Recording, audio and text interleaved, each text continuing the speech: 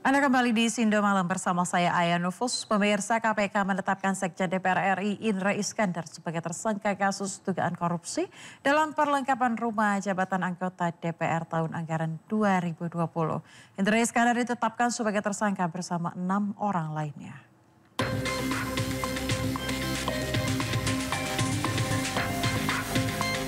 KPK menetapkan Sekjen DPR RI Indra Iskandar sebagai tersangka kasus dugaan korupsi dalam perlengkapan rumah jabatan anggota DPR tahun anggaran 2020. Indra Iskandar ditetapkan sebagai tersangka bersama 6 orang lainnya. Meski telah ditetapkan sebagai tersangka, KPK belum melakukan penahanan terhadap Indra Iskandar dan 6 tersangka lain. Penahanan ke-7 tersangka tersebut masih menunggu penghitungan kerugian keuangan negara.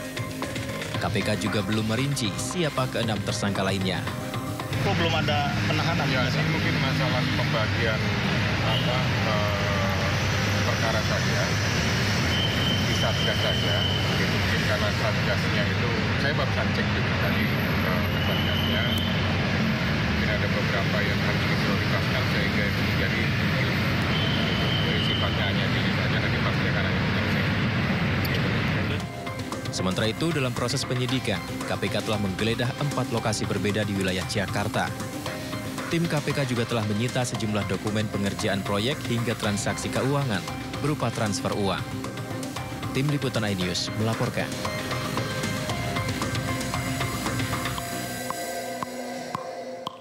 Ya, pemirsa, Masyarakat Anti Korupsi Indonesia atau MAKI menilai KPK lambat dalam proses investigasi korupsi rumah dinas DPR RI. MAKI pun membuka adanya sejumlah kejanggalan dalam perjalanan kasus ini. Dan berikut cuplikan dialog bersama Koordinator Masyarakat Anti Korupsi Indonesia, Boyamin Saiman dalam program Breaking News pada Jumat malam. Mestinya habis Lebaran saya mau menggugat ini karena ini termasuk perkara mangkrak lama. Karena apa? Itu Indra ini sudah pra-peradilan di Pengadilan Jakarta Selatan dan ditolak. Gitu. Dan kemudian pernah dicekal. Nah, cekalnya udah habis gitu. Nah, lama-lama terus kemudian saya declare bahwa saya akan mengajukan gugatan pra-peradilan perkara mangkrak di KPK.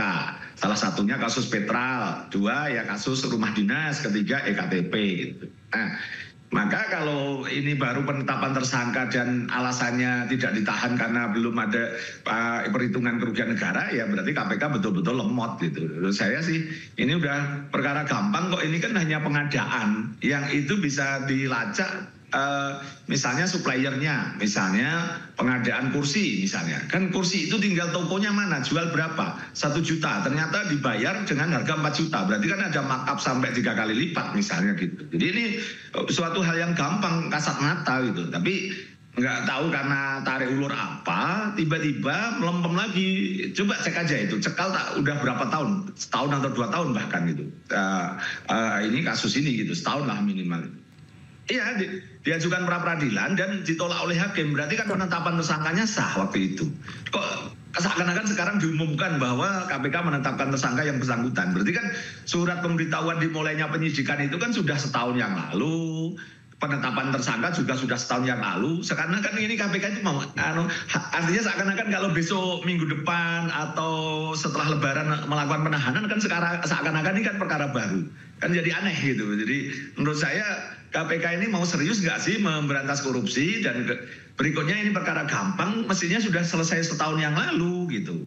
Kita ke informasi lainnya, pemirsa. Gubernur dan Wakil Gubernur Jakarta Pramono Anung dan Rano Karno mendatangi Kejaksaan Agung pada Jumat pagi.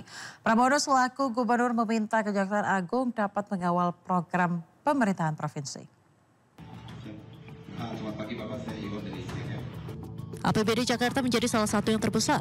Oleh karena itu, Pramono meminta bantuan Kejaksaan Agung untuk mendampingi program-program Pemprov Jakarta selama ia menjabat.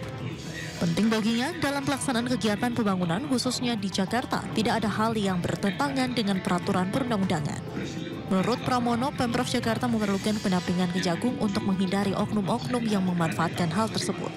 Secara khusus saya meminta mohon pada Kejaksaan Agung untuk mendampingi Jakarta di dalam berkontribusi untuk membangun bangsa ini. Karena Jakarta bagaimanapun sekarang ini menjadi pusat perekonomian global dan menjadi epicentrum ekonomi Indonesia. Jakarta memberi memberikan kontribusi terbesar dibandingkan dengan daerah-daerah lain. 11% dari PDB, APBD-nya lebih dari 91 triliun. Tentunya kami memerlukan pendampingan supaya di dalam keputusannya di kemudian hari tidak ada ruang lubang bagi siapapun yang ingin memanfaatkan itu. Bahkan di awal sebagai laporan juga kepada Bapak Jaksa Agung, kami telah dan akan mengadakan audit yang ada supaya nanti pemerintahnya betul-betul bisa berjalan dengan baik. Kejaksaan Agung pun menyatakan siap memberikan pendampingan hukum bagi pemerintah Provinsi Jakarta untuk pembangunan ke depan. Beliau meminta untuk kejaksaan melakukan pendampingan agar di dalam pelaksanaan kegiatan pembangunan khususnya Jakarta tidak ada hal-hal yang akan bertentangan dengan peraturan perundang-undangan. Dalam hal ini, Gubernur Jakarta Pramono Anung juga sudah melakukan audit untuk memastikan pemerintahan berjalan dengan baik. Dari Jakarta, Naura Syafiqah, Rizky Julianto, iNews melaporkan. Ya, pemirsa, Gubernur Jakarta Pramono Anung menutup secara resmi rapat pimpinan Provinsi Kamar Dagang Indonesia DKI Jakarta pada Jumat sore. Dalam kesempatan ini, Pramono menyampaikan Pemprov Jakarta berkomitmen mewujudkan wajah Jakarta menjadi lebih ramah, baik, bantu, serta tidak lagi mempersulit untuk memberikan pelayanan perizinan kepada dunia usaha. Pramono menilai Kadin DKI Jakarta berperan strategis dalam menyongsong perekonomian nasional. Guna menciptakan iklim usaha yang inklusif, Kadin DKI Jakarta terus berkoordinasi dengan Pemprov terkait rencana program pengendalian inflasi serta menjaga ketersediaan stok bahan pokok lewat kegiatan pasar murah.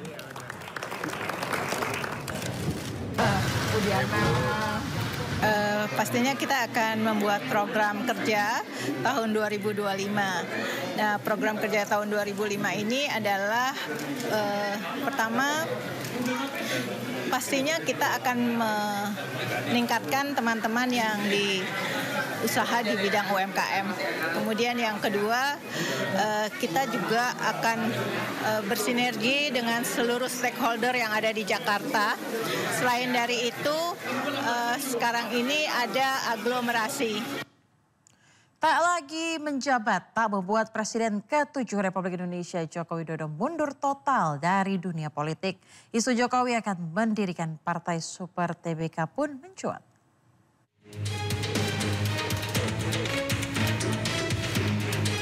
Setelah sebelumnya Presiden ke-7 RI Joko Widodo diisukan akan bergabung dengan Partai Golkar, namun hingga kini belum terwujud. Jokowi pun diisukan akan membuat partai sendiri. Partai dengan konsep Super TBK akan diisi oleh relawan Jokowi. Nantinya partai ini akan super terbuka, pemilihan ketuanya pun dipilih oleh seluruh anggotanya. Cuma ada ide gagasan untuk membuat Partai Super TBK yang saya sampaikan juga kepada relawan-relawan. Anggapannya seperti apa terhadap gagasan ini, partai yang terbuka, super terbuka, ya nanti pemilihan ketuanya juga dilakukan secara terbuka oleh seluruh anggotanya. Sementara itu, Partai Golkar tak menutup pintu untuk Jokowi bila ingin bergabung. Meski kaget akan adanya rencana ini, namun Partai Golkar persilahkan Jokowi jika ingin membuat partai sendiri. Kan katanya berproses bagaimana dengan Golkar. Ya kan, tapi kalau ada begitu ya namanya warga, apalagi ya mantan presiden 10 tahun kan, ya tergantung beliau kan. Dan memang kan konstitusi kita memberikan ya hak kepada setiap warga negara untuk membentuk itu apapun. Ya, tetapi ya itu agak kaget juga. Kenapa? Karena tadinya ini kan ramai terus dengan Golkar, dengan apa dan lain-lain. Tapi kalau ada berita begitu, tentu ya kita tentu kembalikan kepada beliau. Sebelumnya, Presiden ke-7 RI Joko Widodo sempat diisukan akan bergabung dengan beberapa partai. Namun, hingga kini mantan politisi PDI Perjuangan ini belum juga berlabuh dengan partai baru. Tim Liputan iNews melaporkan.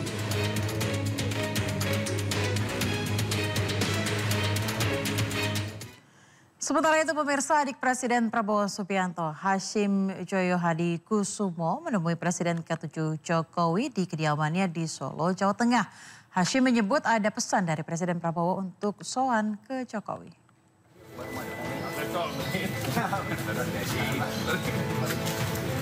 Kedatangan adik Presiden Prabowo Subianto, Hashim Joyo Hadikusumo, disambut hangat Presiden ke-7 Joko Widodo atau Jokowi di kediamannya di Gang Kutai 1, Kelurahan Sumber, Kecamatan Banjarsari, Kota Solo, Jawa Tengah. Usai tiba, keduanya langsung menggelar pertemuan tertutup di dalam kediaman Jokowi. Pertemuan antara Jokowi dengan Hashim yang saat ini menjabat sebagai utusan khusus Presiden bidang iklim dan energi itu berlangsung selama 2,5 jam. Ditemui awak media seusai pertemuan, Hashim mengaku datang di kediaman Jokowi itu atas undangan. Dalam pertemuan itu, ia juga mengaku bertukar pikiran dengan Jokowi tentang banyak hal, terutama menyangkut negara dan bangsa. Ia juga mengatakan mendapat nasihat dari Jokowi. Hashim pun mengungkap bahwa Prabowo menitipkan pesan pada Jokowi untuk bertemu. Ya, saya dapat kehormatan dari Pak Jokowi. Saya diundang Pak Jokowi, kita tukar banyak pikiran, ya, kita ada banyak hal-hal yang menyangkut negara, ya, dan bangsa. Saya dapat banyak nasihat-nasihat juga, dan saya kira nasihat yang sangat berharga. Ya. Saya kira ini silaturahmi, ya. Saya kira demikian ya, Pak. Iya. Nasihat-nasihatnya apa saja, Pak? Di antaranya. Ya, itu antara saya sama Pak Jokowi. Ada pesan dari Pak Prabowo untuk Pak Jokowi atau gimana? Ya ada. Tadi malam saya lapor ke Pak Prabowo, saya akan silaturahmi dengan Pak Jokowi. Terus Pak Prabowo kirim salam hangat, salam hormat, ya. Dan berharap akan ketemu Pak Jokowi yang waktu tidak terlalu lama. Mungkin bisa dapat nasihat juga dari beliau. Berbicara banyak hal, tapi nggak ada yang berkaitan dengan politik, nggak ada. Ya, berbicara banyak. Untuk Pak Hashim, terutama yang berkaitan dengan kondisi situasi ekonomi yang perlu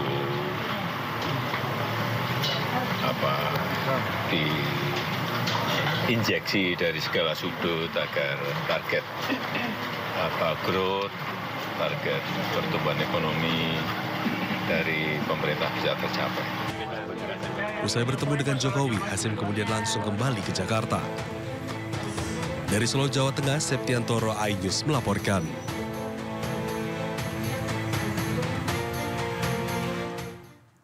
Pemirsa, penipuan bermodus menjual sekarung gula pasir yang ternyata berisi pasir semua terjadi di Kota Bukit Tinggi, Sumatera Barat.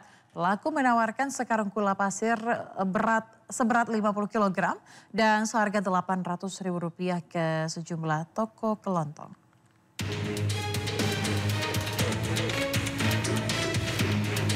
Seorang pria pengendara sepeda motor terekam kamera CCTV menawarkan gula pasir ke toko kelontong di Jalan Teja, Sukmana, Kota Bukit Tinggi, Sumatera Barat.